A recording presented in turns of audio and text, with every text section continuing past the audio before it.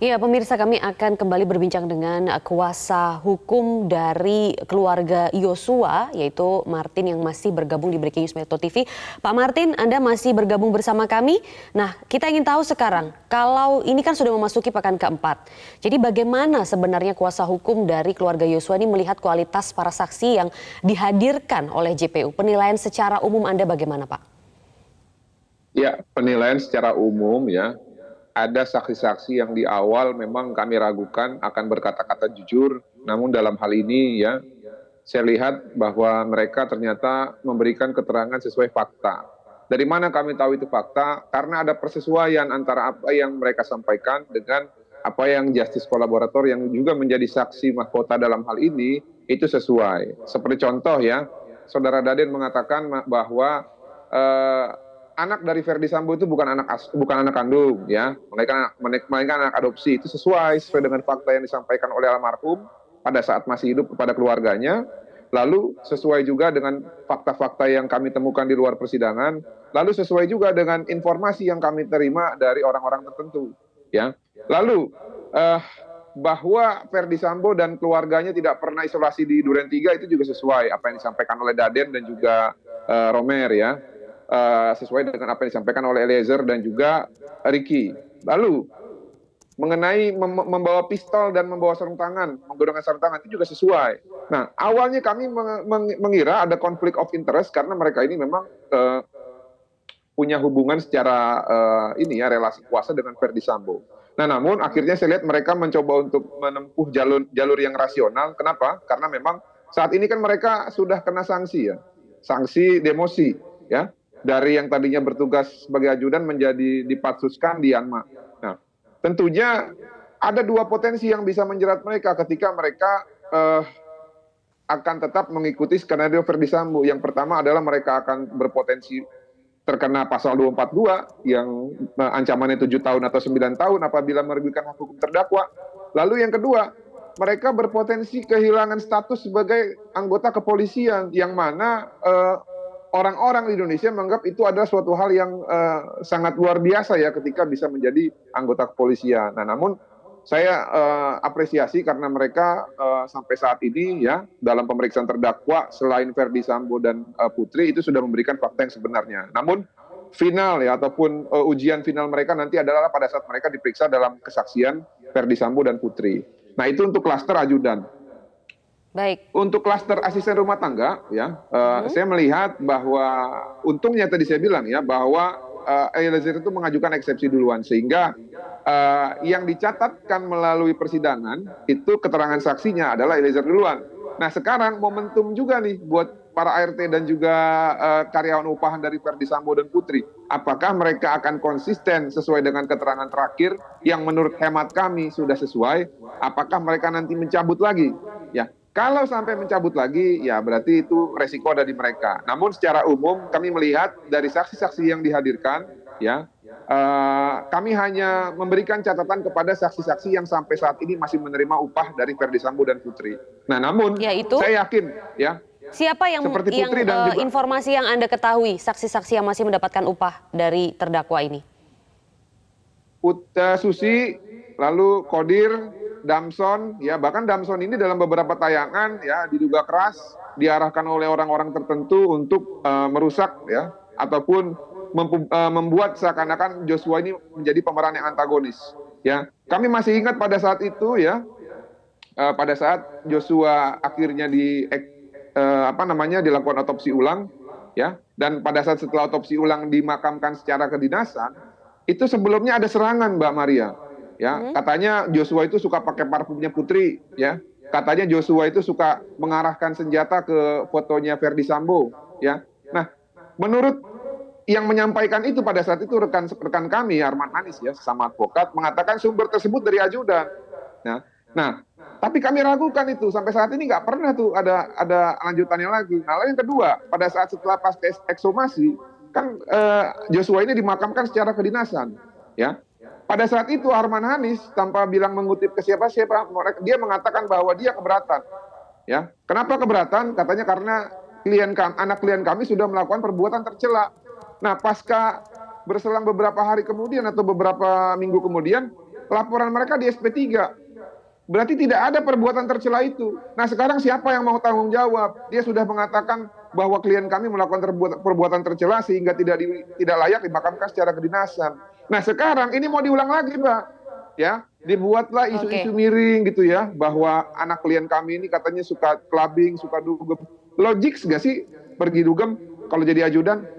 Dugem itu kan malam-malam sampai pagi. Baik. Nah paginya bagaimana kerjanya? Nah makanya saya bilang hentikan itu semua, jangan bangun-bangun narasi yang sifatnya memenuhi unsur kebohongan hanya untuk membela orang-orang yang tidak bertanggung jawab gitu ya. Makasih. Baik.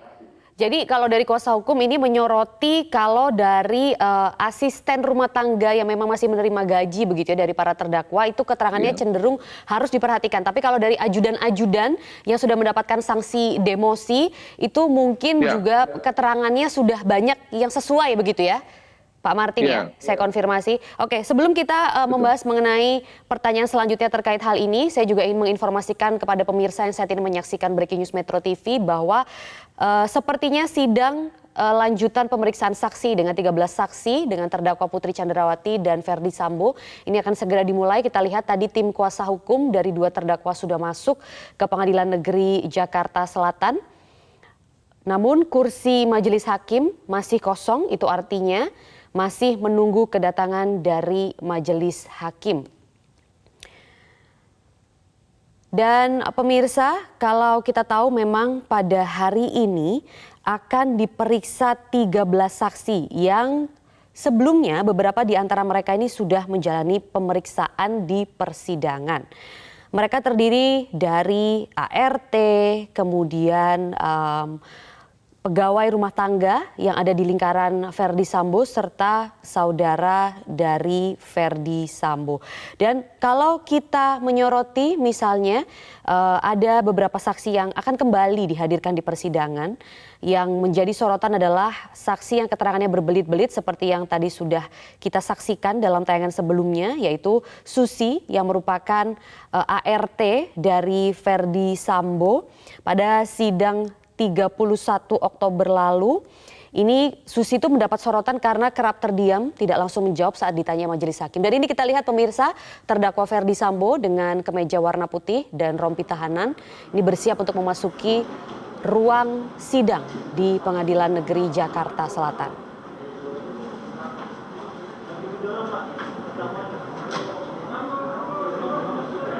Seperti biasa Ferdy Sambo mendapat pengawalan ketat dari petugas kepolisian dan juga petugas BRIMOB. Tampilannya memang tidak jauh berbeda daripada persidangan-persidangan sebelumnya. Kalau kita lihat persidangan terakhir, Ferdy Sambo ini mengenakan kemeja berwarna hitam. Kalau kita masih ingat, rupanya itu memang sebagai bentuk duka cita begitu ya kepada keluarga dari Yosua Huta Barat yang pada saat itu memang menjalani pemeriksaan saksi bersama Ferdy Sambo dan Putri Candrawati. Dalam dua persidangan awal, Ferdy Sambo mengenakan pakaian batik dan hari ini kita melihat terdakwa Ferdy Sambo mengenakan kemeja berwarna putih dan saat ini sedang bersiap untuk mencopot rompi tahanannya untuk bisa dilanjutkan pengecekan kesehatannya bersama dengan majelis hakim dan mengikuti sidang lanjutan pemeriksaan 13 orang saksi hari ini.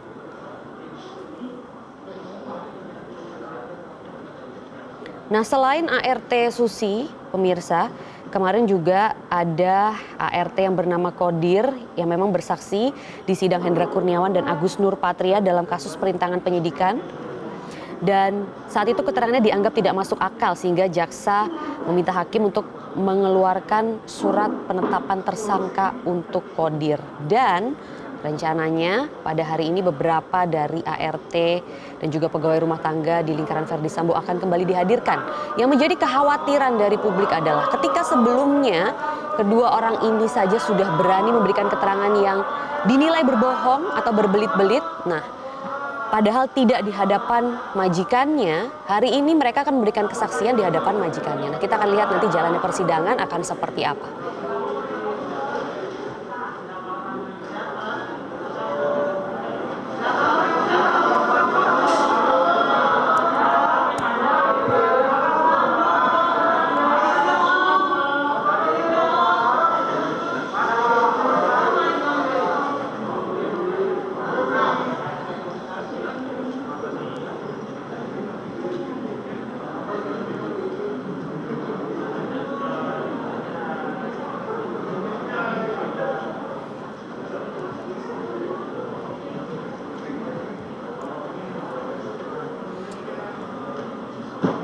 Pemirsa, saat ini kita akan menunggu sidang pemeriksaan 13 saksi dengan terdakwa Ferdy Sambo. Dan biasanya untuk kali pertama ini, ya hakim kita lihat sudah membuka sidang dan sudah masuk ke ruang persidangan. Nantinya pemeriksaan awal biasanya adalah pemeriksaan atau pengecekan kondisi kesehatan dari para terdakwa, kemudian dilanjutkan dengan masuknya para saksi untuk diperiksa secara bersamaan. Sidang perkara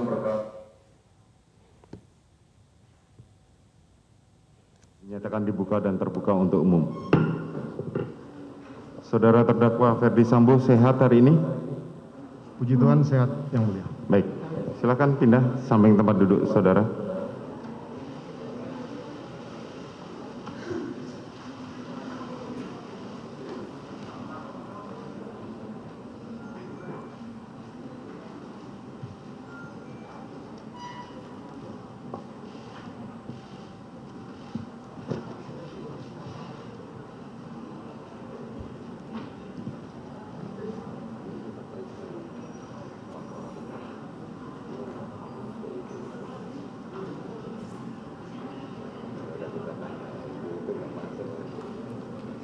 Dan pemirsa, kita akan melihat nantinya atau sebentar lagi, ya setelah selesainya pengecekan kondisi kesehatan dengan terdakwa Ferdy Sambo, biasanya terdakwa lainnya akan memasuki ruang sidang.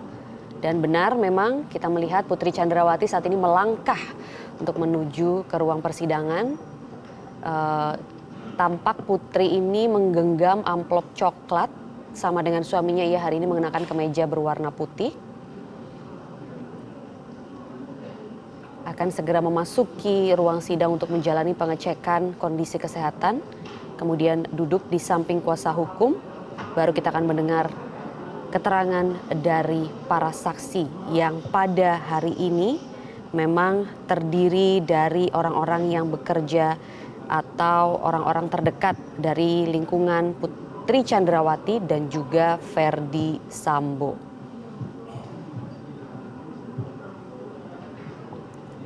Hari ini saksi akan terdiri dari asisten rumah tangga, ajudan hingga saudara Ferdy Sambo. Daftar kesaksian masih sama seperti informasi yang kita tayangkan sebelumnya, yaitu Susi ini kembali dihadirkan, merupakan ART, kemudian ada 2 ART lain yang merupakan Sartini dan Sidang perkara nomor Rojia. 797 Bitb 2022 atas nama terdakwa Putri Chandrawati dinyatakan dibuka dan terbuka untuk umum.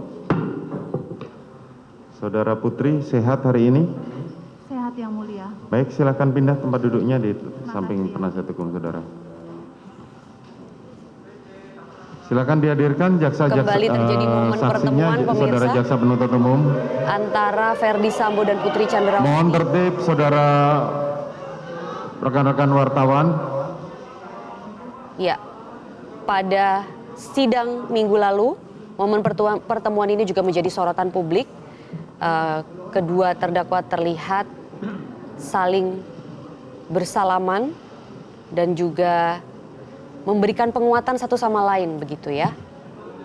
Itu isyarat yang dikatakan dari beberapa pengamat ekspresi saat menilai momen pertemuan dari Putri Chandrawati dan Ferdy Sambo, dan hari ini kita kembali lagi menyaksikan momen itu.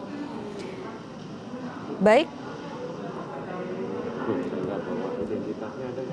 Ada juga asisten nanti dari supir, ajudan security komplek dan lain sebagainya, dan kita lihat ini saksi-saksi sudah mulai masuk ke ruang sidang. Ya, tadi kita melihat pemirsa sorotan yang kami tangkap di kamera, salah satu saksi yaitu ART Susi ini terlihat mencium tangan KTP Ferdy Sambo.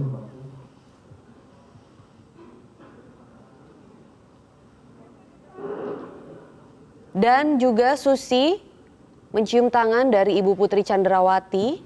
Tentunya ini juga bisa menjadi sorotan yang lain, baik tidak hanya oleh majelis hakim dan juga jaksa penuntut umum, tapi tentunya juga masyarakat dan juga publik.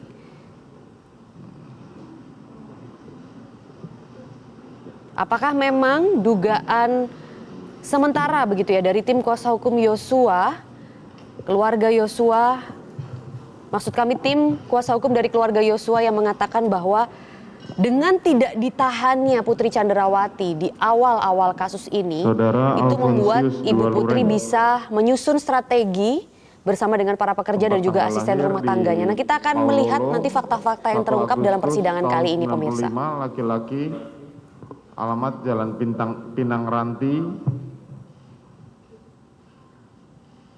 RT 12, Pinang Ranti, Makassar, agama Katolik, pekerjaan karyawan swasta. Betul Saudara Alfonsius? Siap Yang Mulia. Kenal dengan para terdakwa? Siap Yang Mulia, kenal. Ada hubungan keluarga? Siap, tidak Yang Mulia. Tidak ya. Dari Abdul 13 Somad. saksi yang rencananya akan dihadirkan oleh Jaksa Penuntut Umum di hadapan majelis hakim, kami baru melihat Tempat hanya ada tanggal 10 lahir, saksi 15 yang Maret baru tahun ada di 78, ruang laki-laki, persidangan kali ini. Alamat Prof. Yamin nomor Saksi-saksi 1, ini sepertinya adalah saksi-saksi klaster Brebes. pertama yang akan menjalani sidang pemeriksaan saksi lanjutan kali ini. agama Islam, pekerjaan Saat ini hakim karyawan tengah swasta. memeriksa Betul Yang Mulia. Kenal dengan para terdakwa? ID Yang Mulia. ataupun identitas dari para saksi ini sebelum nantinya menggali keterangan mereka Tanggal lahir, secara Klaten, 16 bergantian. November tahun 79, laki-laki, alamat PLN Duren 3 RT 6 RW 1 Pancoran Jakarta, agama Islam, pekerjaan buruh harian lepas. Siap, benar Yang Mulia. Kenal dengan para terdakwa? Kenal Yang Mulia. Ada hubungan keluarga? Tidak Yang Mulia. Diryanto. Tempat tanggal lahir Cilacap 15 April tahun 94, laki-laki, alamat Dusun Sindang Barang RT 2 RW 7 Kabupaten Cilacap, agama Islam, pekerjaan tidak bekerja. Betul? Betul Yang Mulia. Kenal dengan para terdakwa? Kenal Yang Mulia. Baik pemirsa, sambil memantau jalannya persidangan, kami juga masih akan berbincang dengan salah satu dari tim kuasa hukum keluarga Yosua Huta Barat, ada Martin Lukas Simanjuntak yang juga masih bergabung di Breaking News Metro TV. Pak Martin, saya langsung saja, kalau kita lihat ya dari saksi-saksi yang akan dihadirkan oleh Jaksa Penuntut Umum hari ini kan masuk ke lingkaran terdekat Verdi Sambo dan juga Putri. Mereka masih akan bersaksi di depan majikannya. Kalau yang sebelumnya saja sudah berani memberikan keterangan yang bisa diduga bohong atau berbelit-belit, apa strategi tim kuasa hukum kali ini? Kalau tadi kita lihat juga ada gestur-gestur yang pada awalnya sudah mencurigakan, ada adegan cium tangan begitu ya dari salah satu ART yaitu Susi kepada Verdi Sambo dan Putri Candrawati. Bagaimana kuasa hukum menyorotinya untuk bisa meyakinkan majelis hakim di sini? Ya, yang pertama Mbak Maria, bahwa tugas dan tanggung jawab ataupun kewenangan kami ya sebagai kuasa dari pelapor adalah hanya menyediakan bukti permulaan yang cukup, lalu mengawasi ataupun mengontrol bagaimana jalannya pelaporan, apakah bisa sampai dengan proses penuntutan dan persidangan atau tidak.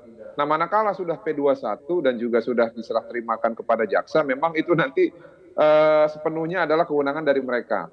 Nah, namun apabila nantinya ya mengenai kesaksian daripada saksi yang kami ragukan ini nanti masih merubah lagi ya dan tidak ditetapkan ataupun tidak dikeluarkan penetapan sebagai tersangka, maka sesuai dengan komitmen kami agar adanya kepastian hukum ya dan juga keadilan dan kemanfaatannya, maka nanti kami akan berinisiatif untuk melaporkan ya terhadap orang-orang yang diduga merubah-rubah keterangan dan membuat keterangan yang bohong ataupun palsu.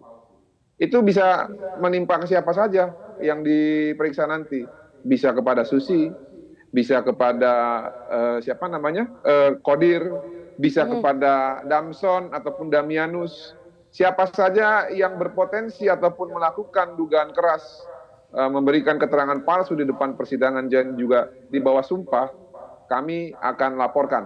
Mbak Maria, demikian. Baik, kalau dari tim kuasa hukum menyoroti kira-kira apa saja yang kiranya perlu digali dari para saksi yang sejatinya merupakan orang di lingkaran dekat Verdi Sambo dan Putri Candrawati ini agar benar-benar membuktikan bahwa mereka ini memberikan kesaksian yang benar atau tidak begitu?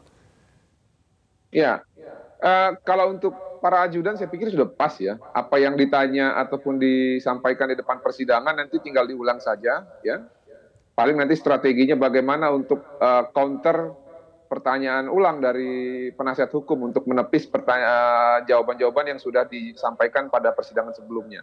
Nah, namun untuk ART, saya pikir ini semua hanya untuk menggali motif dan juga untuk menggali kebiasaan-kebiasaan yang terjadi pada saat Ferdi Sambo dan Putri Chandrawati itu tinggal di rumah. Nah, ini nanti bisa jadi suatu petunjuk, Mbak Maria, untuk menentukan apakah benar dalil-dalil mereka selama ini ataupun apakah ada keterangan-keterangan yang bisa digunakan untuk menguatkan mengenai konstruksi dakwaan pasal 340 pembunuhan berencana. Nah, apa yang bisa digali? Kebiasaan itu kan contoh tadi misalkan di mana Ferdi Sambo dan Putri untuk melakukan suatu isolasi mandiri, apakah benar di Duren 3? Nah, kalau tidak benar berarti kan ke Duren 3 itu ngapain pada saat hari pembantaian tersebut? Itu kan bisa menegaskan terjadinya perencanaan. Lalu untuk menggali motif, saya pikir ini keinginan dari para penasihat hukum dan juga Putri dan juga Pak Ferdi Sambo, saya pikir nanti akan dengan mudah dipatahkan ya, karena pada kesaksian yang sebelumnya, kesaksian Susi ini sudah dibuka dan juga sudah dikuliti oleh baik dari jaksa penuntut umum maupun dari penasihat hukum Richard Eliezer, sehingga kalau nanti berubah, kami yakin keterangan dari Susi tidak akan dijadikan alat bukti ataupun pertimbangan oleh majelis hakim. Tapi seandainya nanti dijadikan alat bukti atau pertimbangan, ya berarti konsekuensinya adalah kami akan uji pada persidangan selanjutnya dengan melaporkan si Susi ini sebagai terduga keras pelaku perbuatan pasal yang dirumuskan dalam pasal 242 Kitab Undang-Undang Hukum Pidana. Demikian. Iya. Itu tadi sedikit gambaran yang ingin kami sampaikan kembali mungkin Pak Martin kepada juga pemirsa yang tadi belum melihat begitu jelas ya. Tapi tadi tertangkap jelas di kamera kami bahwa saksi Susi ini kemudian mencium terdakwa Ferdi Sambo, mencium tangan, kemudian dilanjutkan dengan mencium tangan Ibu Putri Chandrawati dan juga memeluknya. Nah, ini nanti akan menjadi sorotan tersendiri yang juga menarik untuk dibahas, tapi saya mungkin akan lebih bertanya mengenai kegiatan-kegiatan. Kalau tadi yang Anda utarakan dari mulai karantina dan lain sebagainya, apalagi kiranya yang menjadi sorotan dari tim kuasa hukum Yosua terkait dengan kebiasaan ataupun terkait dengan aktivitas di lingkungan keluarga Ferdi Sambo yang bisa dikonfrontir oleh jaksa penuntut umum dan majelis hakim hari ini? Ya, mereka kan selama ini mengatakan bahwa hubungan antara Ferdi Sambo dan Bu Putri baik-baik saja ya. Yang kami tahu sudah tidak tinggal satu rumah gitu, ataupun satu ranjang gitu ya dalam waktu. Ada buktinya itu, lebih, Pak Martin? Ini informasi yang saya dapat dari apa yang disebut oleh abang kita ya, disampaikan kepada saya nih ya. Yang pertama, ini dari salah satu terdakwa, saya tidak bisa sebut namanya. Ini disampaikan secara lisan kepada kami bahwa Ferdi Sambo itu tinggalnya sehari-hari di Jalan Bangka, bukan di Jalan Saguling. Namun sesekali pulang untuk menengok anak. Ya. Nah, itu tadi sesuai juga dengan yang disampaikan oleh Daden. Ya, bahwa Ferdi Sambo itu memang tinggal di Jalan Bangka. Nah, namun memang benar, kadang-kadang pergi ke Duren 3 ke Duren 3 ke Saguling. Nah, nanti ini bisa digali juga sebagai petunjuk gitu ya. Kenapa kok sering tidak bersama gitu? Apakah karena saking sibuknya atau seperti apa? Ya. Lalu yang berikutnya mengenai kebiasaan-kebiasaan lain, ya. Sebenarnya tadi saya mau ngomong apa? Jadi lupa ini. Udah lanjut dulu deh Mbak. Kalau begitu ini menarik karena memang dugaan dari kuasa hukum itu apa? Dan apa hubungannya dengan pembunuhan berencana dari Yosua Huta Barat ini? Maksudnya? Bisa diulang? Kalau dari kebiasaan hubungan begitu ya, kalau tadi Pak Martin kan menjelaskan mengenai dugaan hubungan yang antara Ferdi Sambo dan Putri Chandrawati yang bisa dinilai jarang bersama-sama, jarang tinggal bersama ataupun sudah tidak bersama lagi secara rumah begitu ya, secara atap sebagai idealnya suami istri. Nah, kalau dari tim kuasa hukum keluarga Yosua ini menduganya ada apa dan apa hubungannya dengan kematian dari Yosua? Pernah kami sampaikan ya bahwa yang terjadi itu bisa saja kalau kita lihat ya sesuai dengan teori Alkitab ya, ada kisah Nabi Yusuf ya atau Yusuf ya. yang dituduh sebagai pemerkosa ataupun pelaku kekerasan seksual terhadap istrinya Potifar. Nah, saya pikir dalam hal ini ada kesamaan ya. Pada saat tanggal 8 Juli mungkin saja yang terjadi itu karena dalam tanda petik ya si Ibu Putri ini terobsesi kepada Joshua dan juga mungkin kesepian. Dia mau mencoba untuk merayu Joshua tapi Joshua tidak mau ya. Oleh karena itu mungkin dia cemburu atau dia sakit hati, dibuatlah seakan-akan Joshua yang melakukan itu. Nah, tentunya ya ini bisa saya relevansikan dengan pasca 15 menit pasca beberapa menit setelah terjadinya dugaan kekerasan seksual tersebut. Putri manggil Joshua loh 15 menit untuk bertemu. Nah, kalau Joshua-nya adalah pelaku, saya pikir nggak mungkin Putri mau bertemu secara langsung ya, direct, ditutup pintunya, di luar katanya ada Ricky dan ada si Kuat. Tidak akan mau ini bertemu tatap muka langsung secara 15 menit ini.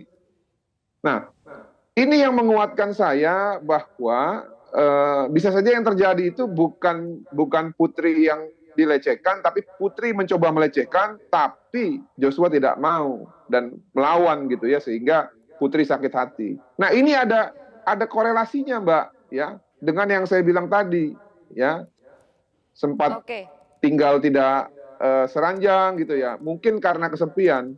Demikian, terima kasih. Oke, saya ingin tahu sebenarnya siapa saksi yang menurut penilaian tim kuasa hukum bisa menunjukkan dugaan dari tim kuasa hukum Yosua mengenai hal ini. Tapi saya akan juga memberitahukan terlebih dahulu mengenai situasi terkini di Pengadilan Negeri Jakarta Selatan. Pemirsa, sidang sudah dimulai dan saat ini kita bisa mendengar atau nantinya kita akan mendengar cuplikan beberapa keterangan saksi dalam persidangan dari pemeriksaan 13 orang saksi sidang lanjutan dengan terdakwa Ferdy Sambo dan juga Putri Chandrawati. Kita lihat dua kuasa hukum yang selalu mendampingi kedua terdakwa, ada Febri Diansyah dan juga Asman Haris di sini dengan tim kuasa hukum dari kedua terdakwa lainnya. Audio. Kalau saudara mempunyai audio yang disediakan di luar sidang, saya sebenarnya tidak tahu ini maksudnya apa. Kalau audio yang dimaksud adalah rekaman yang sudah ada yang kami punya, ya kita akan berikan. Tapi kalau saudara meminta ke kami untuk memutarkan, akan kami putarkan. Intinya kami memberikan kesempatan yang sama kepada penasihat hukum maupun kepada jaksa penuntut umum dalam soal pembuktian. Ini ada Pemirsa, kami masih akan melanjutkan breaking news Metro TV. Jangan kemana-mana, tetap bersama kami.